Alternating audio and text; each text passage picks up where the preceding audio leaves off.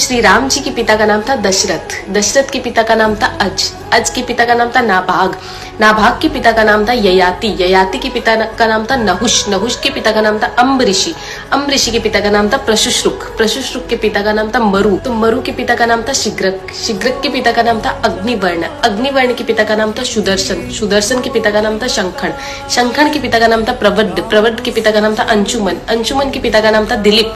दिलीप के पिता का नाम था भागीरथ, ये वही भागीरथ है जो गंगा को पृथ्वी पर लेके आए थे, जिसको भागीरथी के नाम से भी जाना जाता है। राजा भागीरथ के पिता का नाम था कुकुस्थ, कुकुस्थ के पिता का नाम था रघु, ये रघु वही राजा है जिनके नाम पर ये रघुकुल पड़ा, क्योंकि ये बहुत ही पराक्रमी और तेजस्वी राजा थे। आज भी कहा जाता है कि रघुकुल रीत सदा चली आई, प्राण जाए पर वचन न जाए। तो राजा रघु के पिता का नाम था राजा असमंज, राजा असमंज के पिता का नाम था राजा सगर, राजा सगर के पिता का नाम था राजा असित, राजा असित के पिता का नाम था राजा भरत, राजा भरत के पिता का नाम था ध्रुव संधि, राजा ध्रुव संधि के पिता का नाम था राजा सुसंधि, राजा सुसंधि के पिता का नाम था राजा मानधाता, मानधाता के पिता का नाम था युवानाश्री, युवानाश्री के पिता का नाम था दुंदुमार, दुंदुमार के पिता का नाम था त्रिशंकु, राजा त्रिशंकु के पिता का नाम था राजा पृथु, राजा पृथु के पिता का नाम था अंडरण्य, अंडरण्य के पिता का नाम था राजा बाण, राजा बाण के पिता का नाम था विवस्वान, राजा विवस्वान के पिता का नाम था राजा मनु, राजा मनु के पिता का नाम था